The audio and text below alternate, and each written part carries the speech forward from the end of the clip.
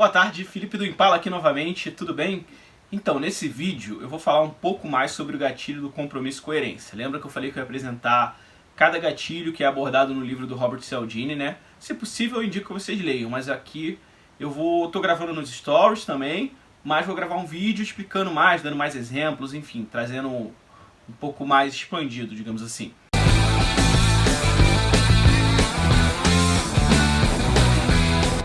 Então vamos lá.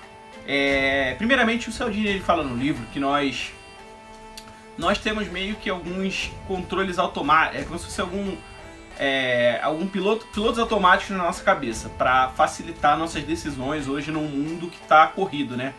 Então ele diz que ele dá até o exemplo que são reações clique-zoom, que seria basicamente no automático.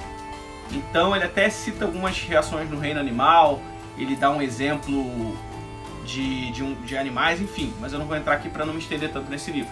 Então só para você entender, às vezes a gente tem esses efeitos piloto automático.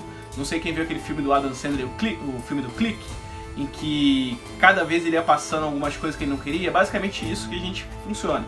Tem momentos que pra gente não perder tempo e não gastar energia pensando ou tomando decisão, nosso cérebro geralmente é projetado para tomar rapidamente essa decisão. E a coerência e compromisso vem nisso. O que a coerência e compromisso dizem? Que basicamente a gente sempre tenta buscar ser coerente, ainda mais se a gente publica uma opinião nossa. Então a gente vai tentar ser o mais coerente possível com essa decisão. Porque a incoerência na sociedade é vista como algo ruim, então as pessoas não querem ser incoerentes. Então vamos lá, ele explica muito o que acontece hoje aqui no Brasil, por exemplo. A polarização, que cada um tem fortemente a sua oposição política e dificilmente ela muda. E mesmo que, sei lá, o político que você goste esteja sendo culpado ou até condenado de algo, as pessoas tendem a não acreditar ou achar ou diminuir aquilo ou ficar do lado dele. Porque outrora essa pessoa publicou que apoia aquele cara. Então para ela é coerente se manter naquela posição. Se ela trocar, ela vai se ver como se fosse uma coisa incoerente. Então geralmente a coerência ela vem junto com os compromissos. Quando você assume compromissos, você tenta ser o mais coerente possível com esses compromissos. Então vamos dar um exemplo. Ele dá um exemplo da moça, né? Eu até falei nos stories, que ela quer parar de fumar, então o que ela faz? Ela escreve cartas para todas as pessoas importantes da vida dela. Por quê? Porque na cabeça dela, se ela falhasse, ela estaria sendo incoerente com o que ela publicou. Ele dá exemplo também, o exemplo também do restaurante, eu cheguei a falar para vocês, que um restaurante conseguiu diminuir em 30% as desistências, né? O bolo nas reservas, falando, caso a recepcionista virava e falava, caso você não possa vir, você pode nos avisar sobre a mudança dos seus planos? E aí a pessoa se sentia compelida a mudar, porque ela assumiu um compromisso. Eu até brinquei que os papos de carioca, os cariocas nunca vão pra frente nas suas marcações, porque quando eles se encontram na rua, eles nunca marcam, eles não assumem um compromisso. Eles simplesmente, vamos se ver, mas não tem um compromisso. Senão, provavelmente, eles acabariam se encontrando depois. Então, esses são exemplos de compromisso. Por exemplo, ele dá um exemplo também que é muito legal, que é sobre... Chegaram os pesquisadores, membros do governo na verdade, para tentar diminuir o consumo de gás nos Estados Unidos. Era porque eles queriam fazer um racionamento. E aí eles tentaram educar, mostrar que precisava diminuir o consumo. E ninguém estava nem aí. Todo mundo deixou para lá, continuou consumindo. E aí depois eles mudaram a estratégia. Eles chegaram para cada cidadão e falaram: quem consumir menos vai ter sua foto ou sua história estampada no jornal da cidade. E aí, pasmem, as pessoas começaram a economizar, mesmo que nesse meio do processo eles ligavam para a pessoa e falavam, aquele benefício de ter a sua foto estampada no jornal, não vai ter mais não, tá bom? E aí tem dois pontos que ele levanta no livro. O primeiro é que as pessoas querem ter aquela consciência social, né, de solidariedade, ser visto bem perante a comunidade.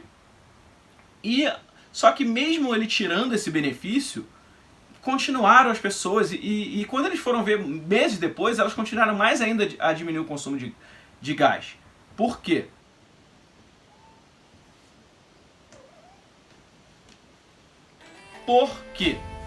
Porque elas já tinham assumido um compromisso anteriormente. Então não importava se elas não iriam ganhar o benefício. o gatilho do compromisso e da coerência já estava funcionando. E ele dá uma outra técnica que, assim, mesmo que você ache legal essa técnica, eu não indico você usar no seu negócio porque ela é um pouco antiética. Que ele fala sobre a técnica da bola baixa. Ele ficou um tempo em que ele ficou trabalhando, né, em concessionária para entender um pouco como é que funcionava essa dinâmica de persuasão.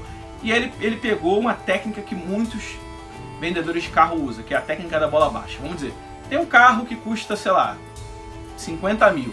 E aí o vendedor chega pro cliente e fala, cara, vou te fazer a 49 mil. Sei lá, vou te dar um desconto. Enfim, botava assim, a 49, 48, é um desconto muito bom. Cara, a pessoa olhou e falou, realmente é uma oportunidade. E ela diz que vai comprar. E aí na hora de fechar a compra, ele diz que o gerente não deixou fazer por aquele preço. E ele fala, não, mas eu vou brigar por você, vou tentar. E diz que não consegue, vai ter que vender no preço normal. Geralmente, por conta do compromisso e da coerência, a pessoa acaba aceitando. Porque ela já assumiu o compromisso de comprar. Mesmo que nesse meio tempo retirou o benefício. É um pouco parecido com o que foi feito lá no negócio de economizar gás, né? Mas o do economizar gás foi um teste. Mas esse daqui é um pouco antiético, né? Porque você está usando de dar um benefício e depois tirar. Não é muito legal, mas funciona. Isso mais para corroborar o quanto essa técnica do compromisso e da coerência é poderosa. E aí como é que você usa isso para você? Vamos lá, você está explicando o seu produto para o seu cliente.